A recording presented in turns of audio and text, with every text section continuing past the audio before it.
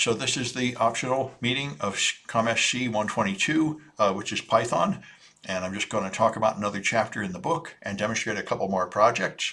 And then I'll stick around to answer any questions that anybody has.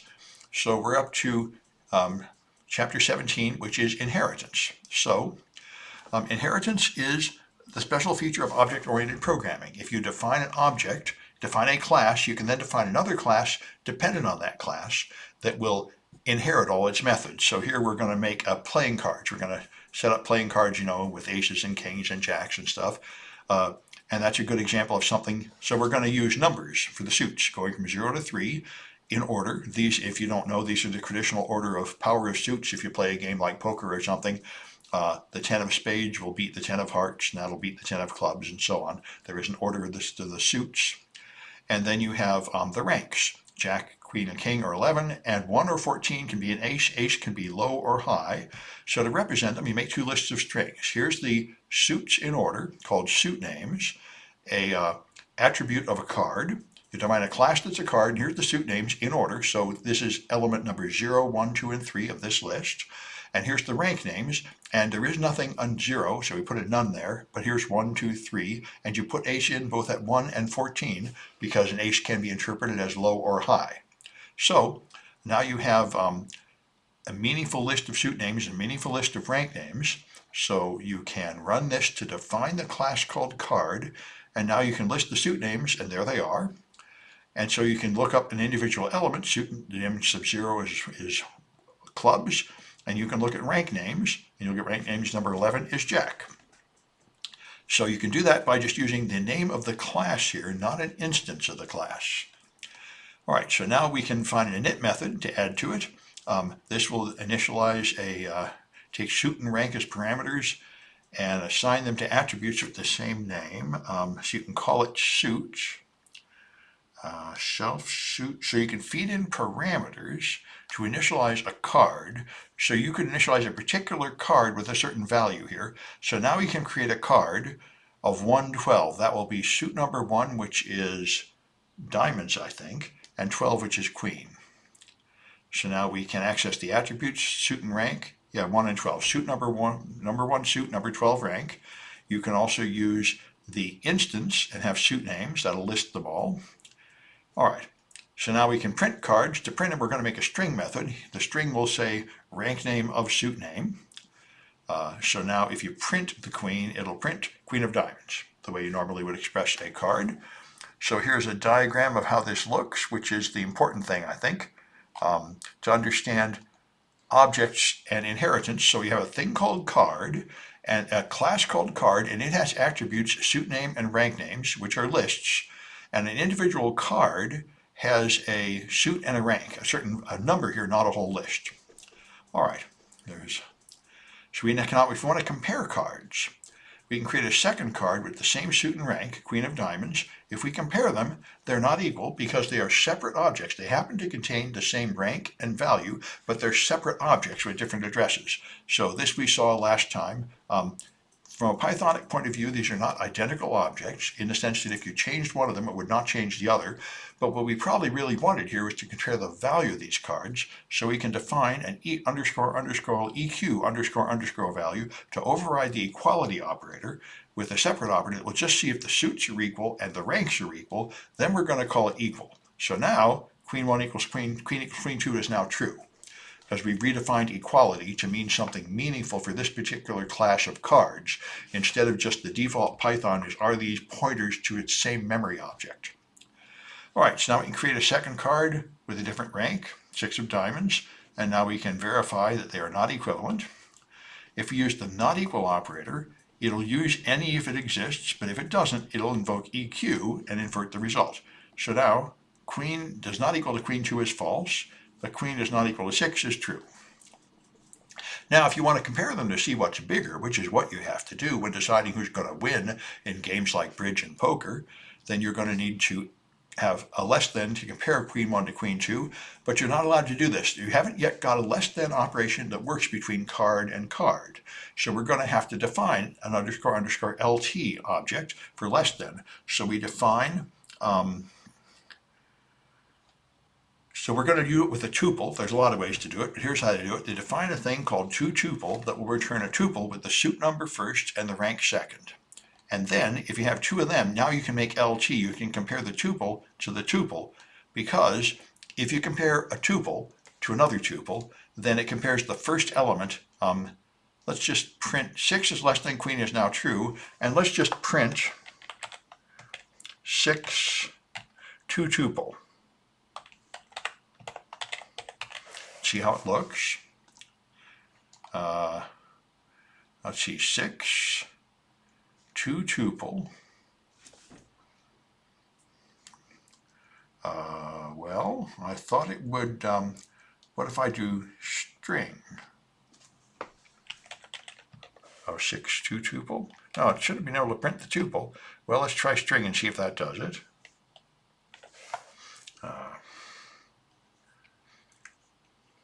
Another parentheses. Nope, I'm still not seeing it. So let me find out how. I wanted to print these tuples so I could see them. I've made a card toTuple. So if I add more code here and I print 6 toTuple. Oh, this, I think I forgot the parentheses is what happened. Nope, 6.toTuple, all right, there we are. There, I finally made it. That's what I wanted to do. So I'm going to print this. Because I'm going to do 2 of them, I need to put in the explicit prints. All right, Control E. Then this. Okay, now I want to print queen toTuple. So I'll copy that line and make this queen. All right, then I can say what I wanted to say here. Okay, so 6 is suit 1, value 6, and queen is suit 1, value 12. So when it compares these, it compares them, and if the first number is different, then that's it. It doesn't look at the second number like a high order digit, and just compares the second one next. So that's why this works. Comparing tuples to decide which one is higher will work. All right. Anyway, that's what I wanted to show you. And all right. So now queen is it's not less than queen 2, it's equal. And it's not greater than queen 2, it's in fact equal. Now you can use less than or equal, and this should, we're going to have to define the LE operator, which we'll use less than or equal here, by comparing the tuples. And now we can see if queen is less than or equal to queen 2, and it's true. Is it less than or equal to 6? That's false. It's greater than 6. Use greater than or equal, which would use GE, but since it doesn't exist, it'll invoke LE with the arguments in the opposite order. So we can now say queen is greater than or equal to 6 is true. All right, so that's the game. All right, so now we're going to make a deck. You know, to play cards, you need to have a deck of 52 cards. We're going to define a deck, which is going to define an object called cards. It'll take a list of card objects as a parameter and assign it to an attribute called cards. So the deck has some cards in it. Now we're going to create a list with 52 cards, so we're going to call that make cards, and that's just going to have a loop. All possible suits and all possible ranks from 2 to 15, append them to the list called cards and return that list. So that'll make the cards, and here's how you make a list of cards in a deck object. So cards is the list of cards, and then deck is the deck of the cards. And so that is 52 cards in a deck. All right, so now we can print the deck. You can make a string object that will use the join operator. It will create a list of all the cards called res, which I don't know what res stands for, but anyway, the res is the list of cards, and then we're going to join them all with carriage returns between them. So that's one way to build a large string. Now, if we were to print the current one, we'd have 52 lines, which is annoying, so we're going to make a small deck that contains only 2 cards. Queen and 6, right? The 2 cards we've made. Okay, so there's a small deck, and now if we call string, it's going to show the 2 cards. Queen of diamonds, carriage return, 6 of diamonds. If you just print it this way, it doesn't use the carriage return to make a carriage return, it just creates this ugly display. But if you use print, then it'll do what you expect, putting them on separate lines. So there's the deck with 2 cards. So now we want to add, remove, shuffle, and sort. So to take a card off the deck, we pop, which takes the top card off the deck, removing it from the list, takes the first element out of a list, and returns that element. So that's will take a card, return it back. So your card is a deck take card. You can print the card. It's going to put the top card off the deck, which is Ace of Spades. And that's because we called this small deck, but the main deck has all the cards in order. Now, one thing that confuses me is why the spades are first, but if you look at the order in which these were inserted, you started with the low values, 0 through 4 and 2 through 15, so you added them to a list. So appending the cards to the end, so the right end of the list, the highest numbered list, is where the ace is going to go. It's going to count through numbers, 2 through ace of clubs and then 2 through ace of diamonds. So I guess pop is reading from the right end of the list. The highest element of the list comes off. That would be the ace of spades. Not the first element, the 0th element, but the element at the end. All right. So now there are going to be 51 cards left. We've removed the ace. We can add a card with append. We put card, well, append it to the end, so we can put back the one we just popped, and that gives us 52 again. All right, now we want to shuffle the deck, and there's a random shuffle function in the random, you can seed it with something, any number you like. This is the kind of random number generator that is not terribly great for a lot of purposes, but if you seed it with a number, you'll get a predictable series of numbers. And so now we can shuffle those cards.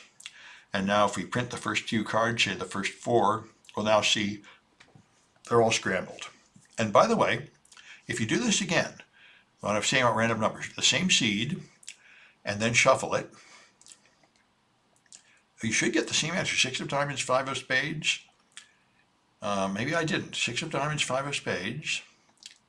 No, okay, so shuffle must do something more complicated than I'm used to here. Normally, if you set the same seed, you'll always get the same results.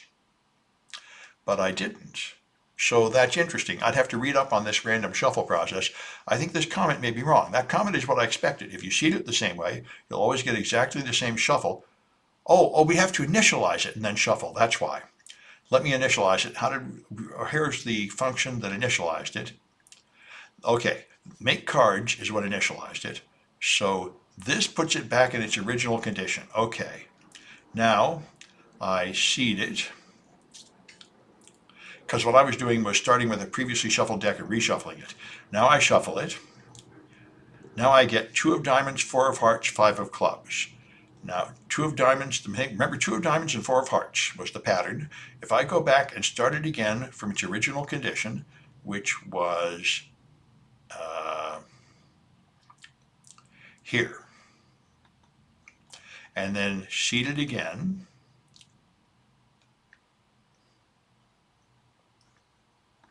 and then shuffle it, I'm expecting to get the same thing, 2 of diamonds, 4 of hearts, and I do. Okay, that's the point. If you start and shuffle, the seed will always give you the same results if you seed it again. All right, now we can sort them. Of course, we can sort them in place. You want to put them back where they were. We can define sorting, and so if you sort, it will use LT to compare them, to sort them, and now they'll be in order, so you're back to 2 of clubs, 3 of clubs, 4 of clubs again. All right. All right.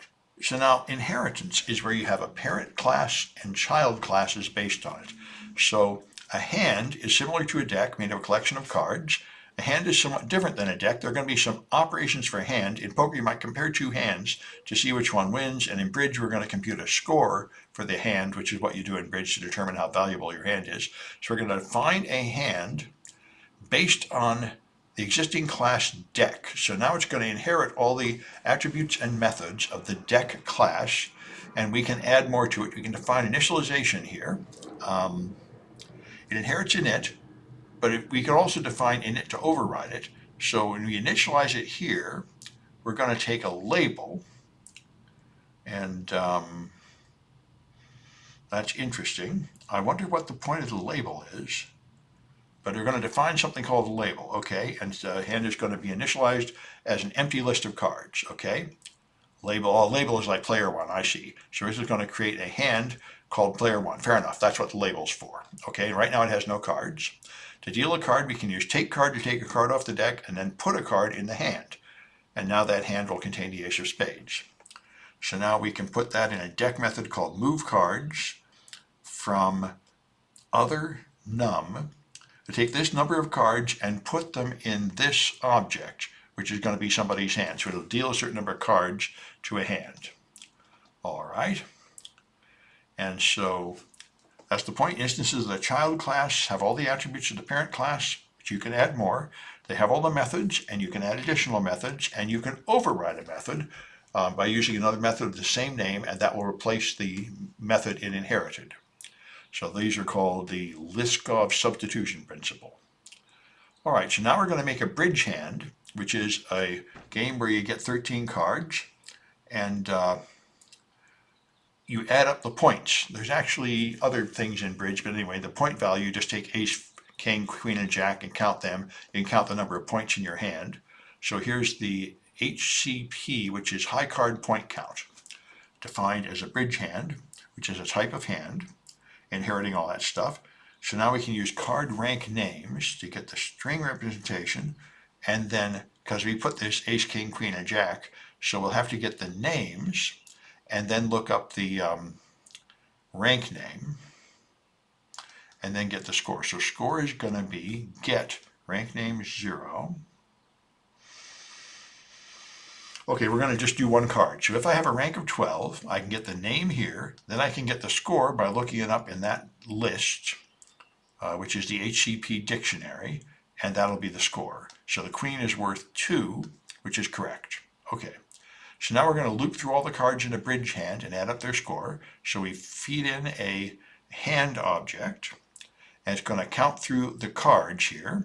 All right, and add up the total. So now we can make a fresh deck and have random number generator, and then put 5 cards in a hand named player 2. Okay, we're going to use only 5 cards like poker. So there's 5 cards. So it has a king and a queen, so that should be a score of 5. So that'll be, yep, 5. 3 for the king and 2 for the queen. All right, so that's the game. That's inheritance. And here you can define the defining class to see where a method is defined if you want to, that sort of thing. So here we can find out where that shuffle came from. I guess I have to define this. Yeah, now I can find out where shuffle came from. And we'll find that shuffle didn't have a doc string. All right. Anyway, that's the game. That's what you need to see. So that's all I wanted to say about inheritance. Let me stop this one.